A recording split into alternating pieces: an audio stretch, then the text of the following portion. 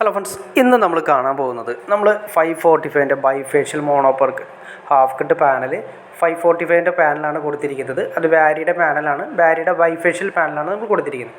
അതിൽ നിന്ന് വരുന്ന ഔട്ട്പുട്ടാണ് നമ്മൾ ഈ കാണുന്നത്. ഏകദേശം ഒരു 12 മണി ടൈമായിട്ടുണ്ട്. ഇന്നത്തെ അത് കറക്റ്റായിട്ട് നമ്മളിതിൽ കൊടുത്തിരിക്കുന്നത് ആശ പവറിൻ്റെ നോവ 550A, അതായത് 50 ആംപിയർ സപ്പോർട്ട് ചെയ്യുന്ന 24 ആണെങ്കിലും 12 വോൾട്ട് ആണെങ്കിലും 50 ആംപിയർ മാക്സിമം സപ്പോർട്ട് ചെയ്യുന്ന MPPT ആണ് കൊടുത്തിരിക്കുന്നത്. അത് ആശാ പവറിൻ്റെ MPPT ആണ് കൊടുത്തിരിക്കുന്നത്.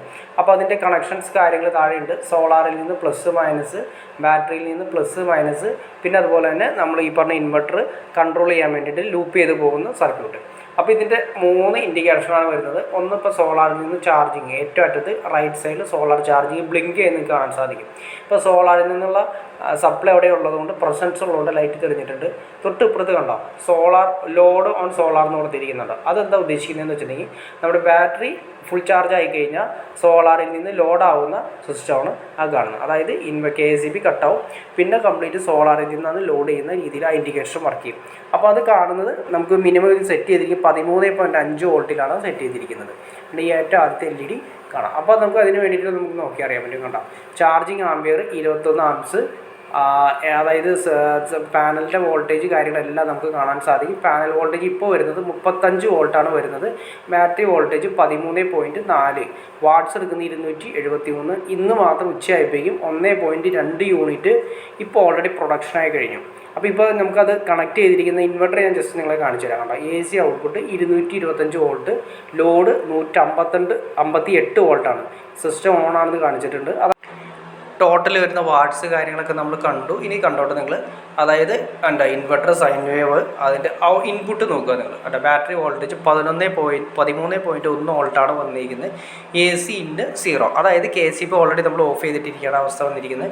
224 വോൾട്ടേജാണ് ഔട്ട്പുട്ട് വരുന്നത്. ലോഡ് 151 വാട്ട്സാണ് നമ്മൾ കൊടുത്തിരിക്കുന്നത്.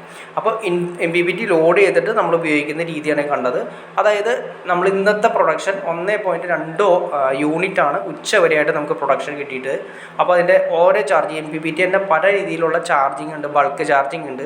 അത് നിങ്ങൾക്ക് നോക്കി അറിയാൻ പറ്റും. അത് MPPT നമ്മൾ വാങ്ങിക്കുന്ന സമയത്ത് നമുക്ക് അതിൻ്റെ അകത്ത് പല രീതിയിലുള്ള ചാർജിങ് വരുന്നുണ്ട്. അതായത് ബാറ്ററിയുടെ ലൈഫ് നമുക്ക് കൂടുതൽ കിട്ടാൻ വേണ്ടിയിട്ട് ഒറ്റ ചാർജിങ് അല്ല, ബൾക്ക് ചാർജിങ്, അങ്ങനെ 3-4 സ്റ്റെപ്പ് രീതിയിലുള്ള ചാർജിങ് ആണ് നമ്മൾ MPPTയിൽ നിന്ന് ഔട്ട്പുട്ട് വരുന്നത്. അപ്പോൾ നിങ്ങളിത് സ്ഥിരം യൂസ് ചെയ്താൽ നിങ്ങൾക്ക് ഇതിനെക്കുറിച്ച് കാര്യങ്ങൾ കറക്റ്റായിട്ട് മനസ്സിലാവും.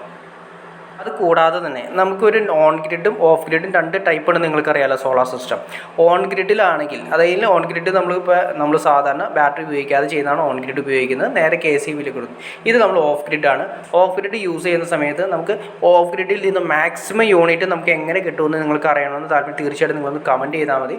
അപ്പോൾ നമ്മൾ സിസ്റ്റം വെച്ചതുകൊണ്ട് കാര്യമില്ല, അതിൽ നിന്ന് മാക്സിമം യൂണിറ്റ് നമുക്ക് കിട്ടണമെങ്കിൽ അതിൻ്റെ എങ്ങനെയായിരിക്കണമെന്ന് നിങ്ങൾക്ക് അറിയണമെന്ന് താല്പര്യം തീർച്ചയായിട്ടും നിങ്ങൾ കമൻറ്റ് ചെയ്യുക. അപ്പോൾ നമുക്ക് ഇതിനെക്കുറിച്ച് അടുത്തൊരു വീഡിയോ നിങ്ങളുടെ കമൻറ്റിനനുസരിച്ചിട്ട് നമ്മളിനി അടുത്തൊരു വീഡിയോ ഡീറ്റെയിൽ ആയിട്ട് ചെയ്യുന്നതായിരിക്കും. അപ്പോൾ ഓക്കെ ഫ്രണ്ട്സ്, വീഡിയോ ഇഷ്ടപ്പെടുമെങ്കിൽ തീർച്ചയായിട്ടും ലൈക്ക് ചെയ്യുക, ഷെയർ ചെയ്യുക, ചാനൽ ഒന്ന് സബ്സ്ക്രൈബ് ചെയ്തേക്കുക. ചാനൽ സബ്സ്ക്രൈബ് ചെയ്താൽ നമുക്കിതുപോലെ ഇൻഫോർമേറ്റീവായി വീഡിയോസ് ചെയ്യാനുള്ളൊരു മോട്ടിവേഷൻ ലഭിക്കും. തീർച്ചയായിട്ടും ലൈക്കും കൂടി ചെയ്തേക്കാം. ഓക്കെ ഫ്രണ്ട്സ്, അടുത്ത വീഡിയോയിൽ കാണുന്നവരെ ഓക്കെ.